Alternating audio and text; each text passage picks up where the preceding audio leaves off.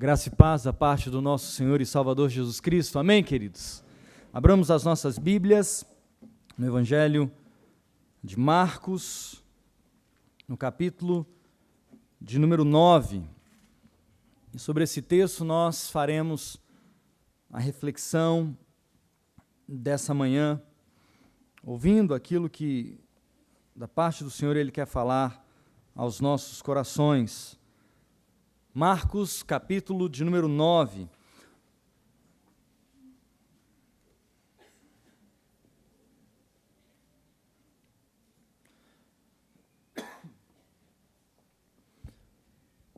A partir do verso de número 33.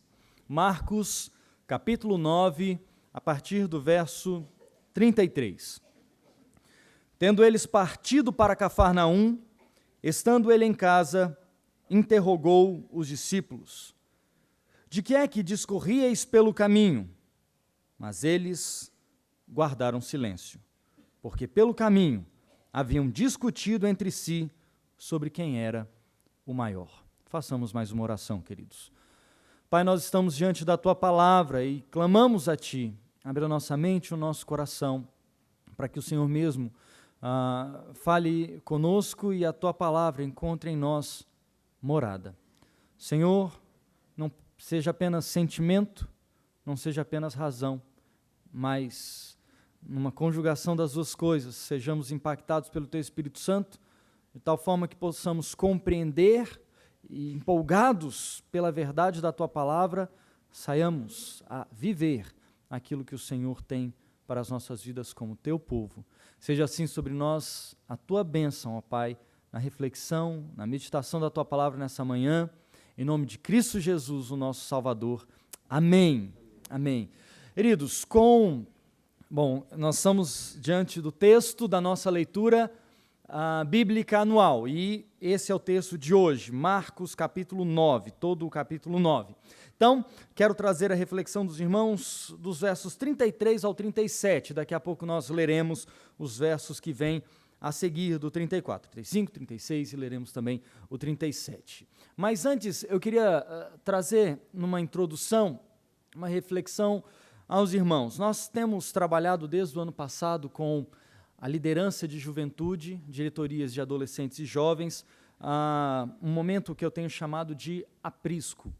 30 minutos antes de começarmos o nosso culto de juventude nos sábados, eu faço um encontro com as diretorias. E nós lá oramos uns pelos outros, abrimos o coração e pensamos o exercício da liderança cristã, como deve ser a liderança cristã. E o texto inicial que motiva as nossas reflexões é um texto escrito por Henry Nouwen, um livro chamado O Perfil do Líder Cristão para o século XXI. O Perfil do Líder Cristão para o século XXI. Henry Nouwen já faleceu, mas dedicou os últimos anos da sua vida como capelão em uma comunidade de deficientes mentais, a comunidade Daybreak, Laark, em Toronto, no Canadá. E lá, Henry Nouwen, depois de ter passado por Yale, Harvard, dedicou os últimos anos da sua vida em instruir na palavra de Deus, no exercício cristão, deficientes mentais. Ele disse: lá eu aprendi a verdadeira necessidade do líder cristão. Convidado para dar uma palestra bem na virada do século, convidado a dar uma palestra sobre o perfil do líder cristão necessário para o século XXI em Washington, ele levou um dos membros da comunidade para ir com ele. Ali ele tira a primeira lição do livro. O cristianismo, a mensagem do evangelho e a missão cristã, ela precisa ser exercida 2 a 2, ou jamais sozinho, porque podemos ter 3, 4, 5, todos nós aqui reunidos, mas nunca sozinho. Então, ele leva um dos membros daquela comunidade. A leitura do livro, ela vai nos encaminhando para o entendimento do que deve ser a liderança cristã para o nosso tempo e como essa liderança cristã ela é contracultural. Como ela vai de encontro aos valores presentes nesse mundo, como ela entra em choque, como ela colide com o modelo de liderança pensado pela nossa geração, pelo nosso tempo. Uma liderança que no nosso tempo ela é empresarial e hierárquica. E claro, tem a sua funcionalidade, os seus efeitos e os seus frutos benéficos no setor empresarial, no setor público, em diversas áreas. Mas quando aplicada no exercício da liderança cristã, tende a ser terrível, tende ao sufocamento do líder, tende à morte da vida daqueles que são liderados. Uma pessoa tem a visão, uma pessoa tem o poder, é guiado pelo sucesso, pelo resultado, pelo reconhecimento. A liderança cristã não deve caminhar assim. Jesus, maior modelo da liderança cristã, a liderança que vem de Deus, foi totalmente diferente disso. Jesus não caminhou assim. E quando queremos exercer a liderança cristã, todos nós fomos chamados por Deus para, no mínimo, anunciarmos o Evangelho e assim exercermos um tipo de liderança nesse mundo, todos nós precisamos seguir, então, o seu modelo. Jesus foi diferente no sentido em que ele transformou, pelo Evangelho, fracasso, decepção e frustração em um investimento para a eternidade.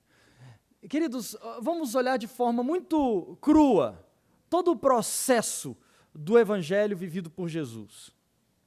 Ele passa a escolher homens que, segundo o tempo, não seriam os mais adequados. Caminhou com aqueles que, segundo o tempo, não seriam os melhores para serem escolhidos.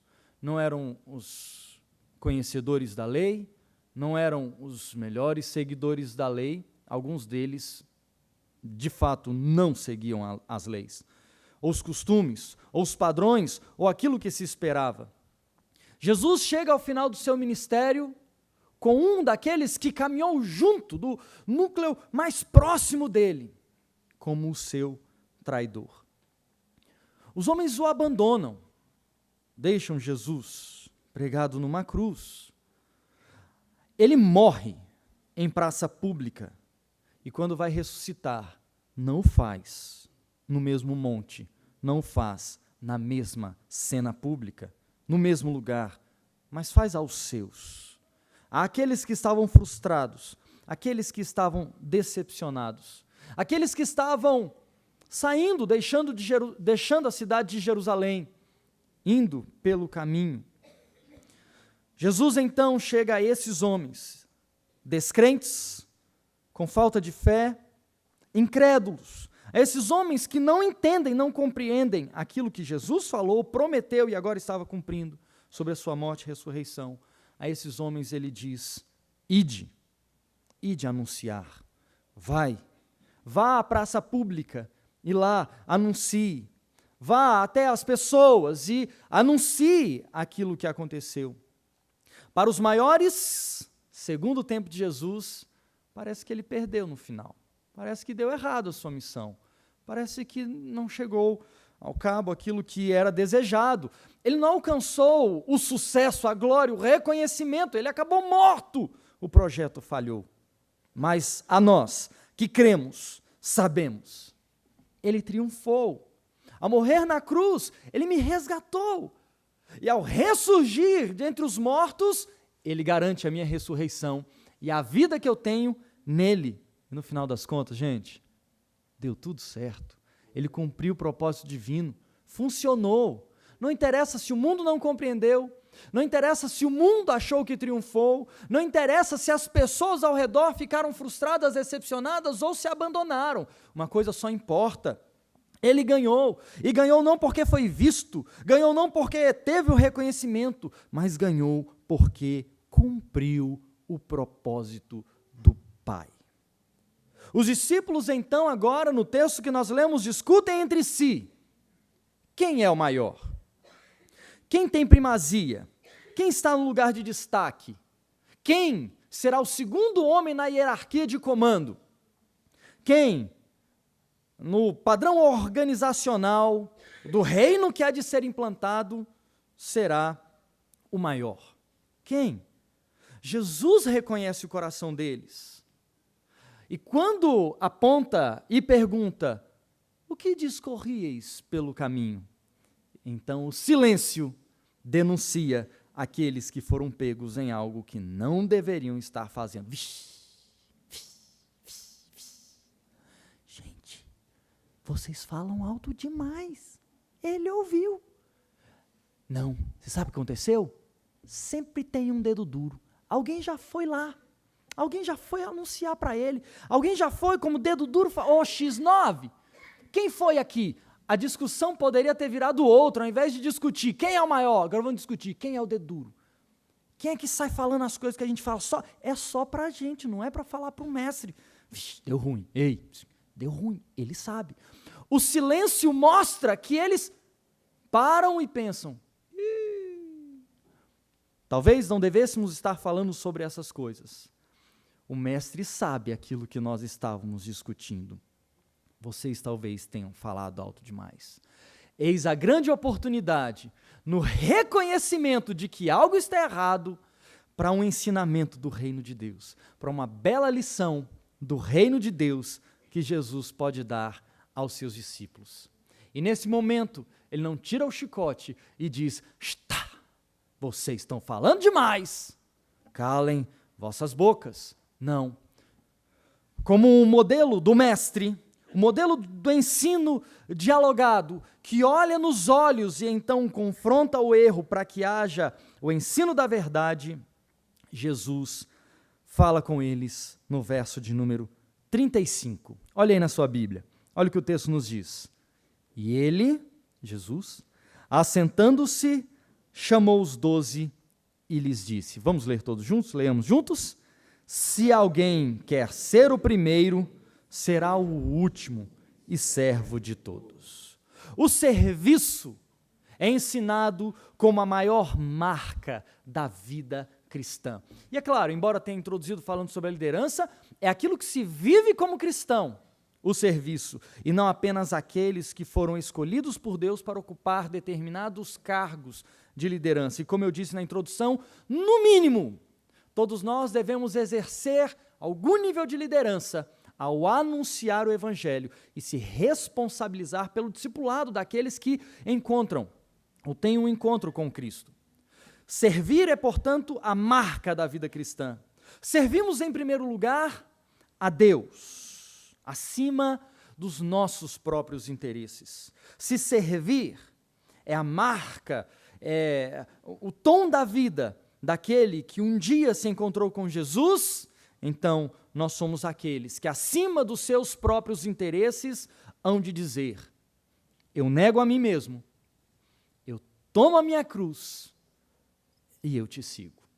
Não vivo mais por mim, não vivo mais por meus interesses, não vivo mais pelos meus planos e pelos meus projetos. A vida que agora vivo na carne, eu vivo pela fé no Filho de Deus. Eu me entrego por inteiro, eu me lanço aos seus pés, porque quero ser guiado por Ele, porque quero que os meus planos e projetos sejam os planos e projetos dEle. E se não forem, eu abandono os meus, porque os projetos dEle são maiores, são infalíveis, são infinitos, seus planos são perfeitos. Mas em segundo lugar, queridos, nós servindo aos irmãos, servindo a uma comunidade de fé. É por isso que ser cristão é viver em coletividade.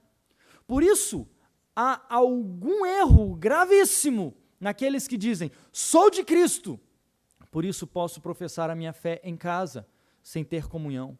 Por isso nos esforçamos, e de fato nos esforçamos, principalmente reverendo Jailson, a ir ao encontro dos nossos irmãos que não podem vir à igreja. Isso é parte do ministério cristão. Não porque é parte da função pastoral, mas porque é parte do ministério cristão manter comunhão, mesmo com aqueles, ou por causa de alguns irmãos que não têm podido estar conosco, por alguma razão que seja, ou estão hospitalizados, ou estão em casa. Agora, isso não é função pastoral apenas, essa é a missão da igreja. Viver em comunidade, com aqueles que aqui chegam, e também com aqueles que aqui não podem chegar, por qualquer problema que seja.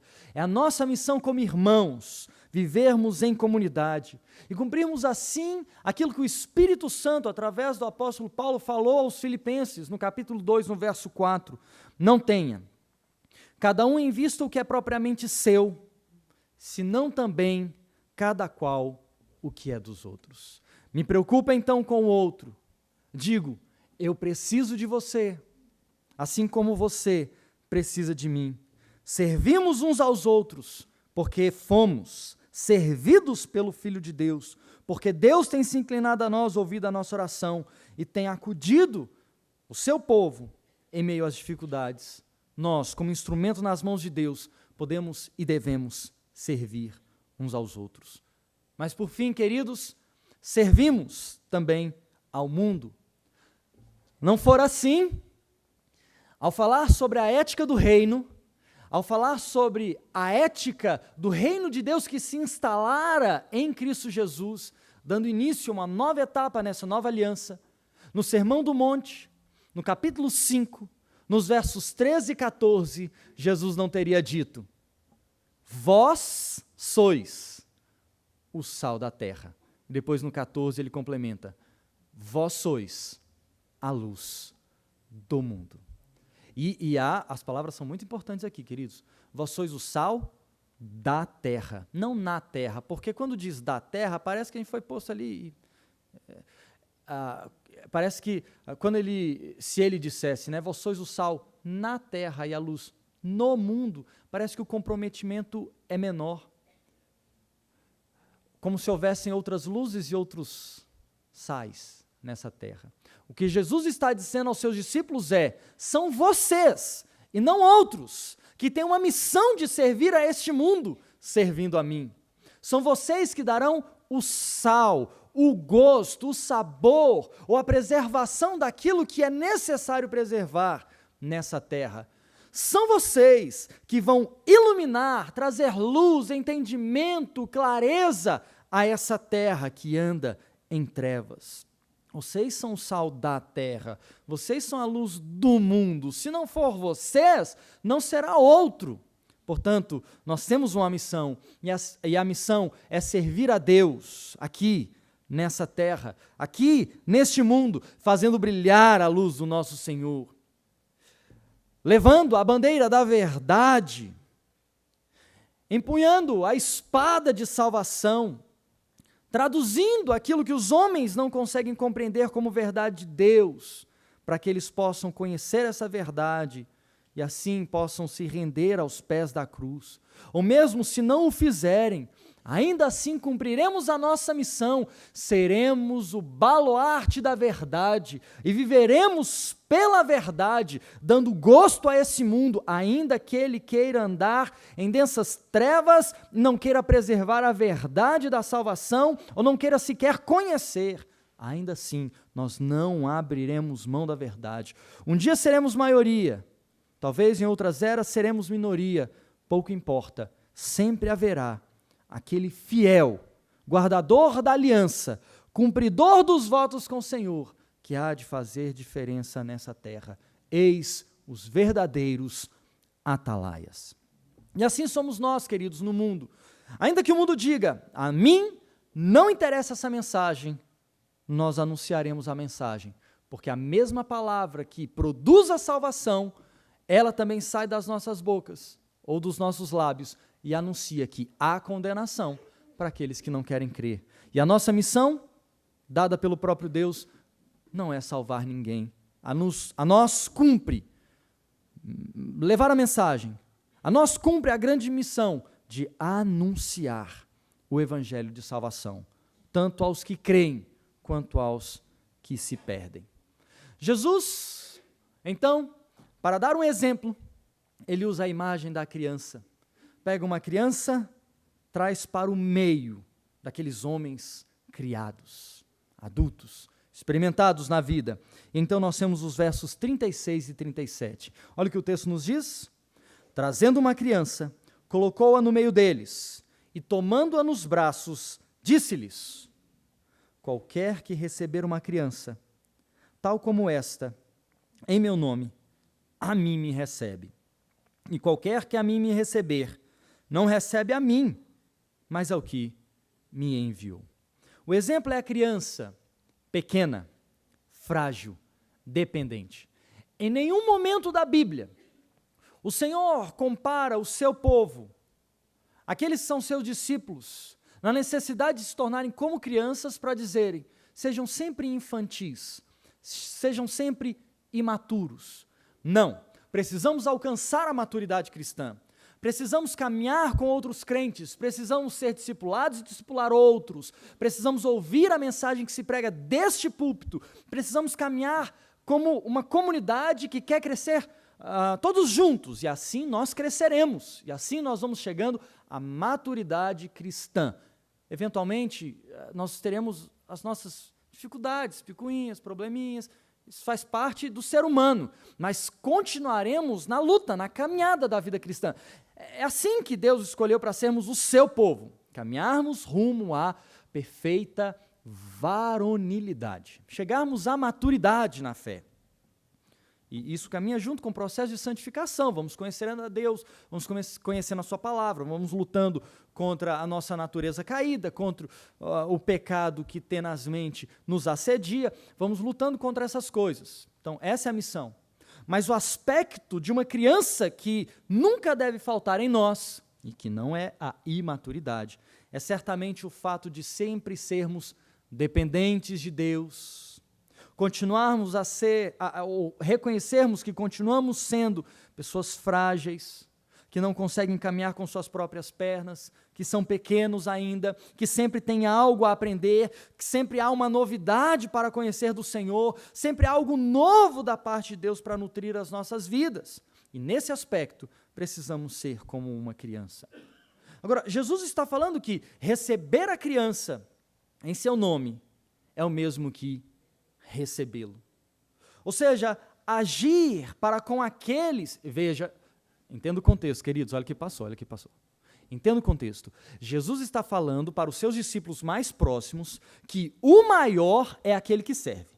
Ele então põe uma criança no meio deles, em seguida põe essa criança no colo e diz, quem receber essa criança em meu nome, recebe a mim. Ou seja, quem tiver uma pessoa ou uma criança frágil assim como é, pronta a aprender todas as coisas como ela é, a mim me recebe. Ou seja, cumpre o meu propósito, cumpre a missão que eu tenho para si. Se a questão era serviço, então Jesus está falando para os seus discípulos, sirva como quem cuida de uma criança, como quem pega alguém e ensina ela a instrução, como quem mostra o caminho, como quem tem braços para acolher e para caminhar junto. O contexto é sobre serviço. Sirva como quem serve a uma criança.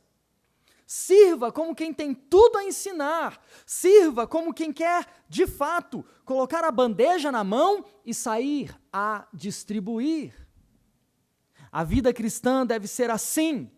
Receber Jesus como uma criança significa cumprir a missão de todo crente.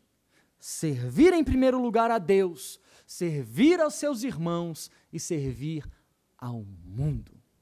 Veja que não se restringe a um gueto, a um público, a uma etnia, a uma raça, a uma condição social. Significa todos, em todos os tempos e em todas as oportunidades que Deus nos der.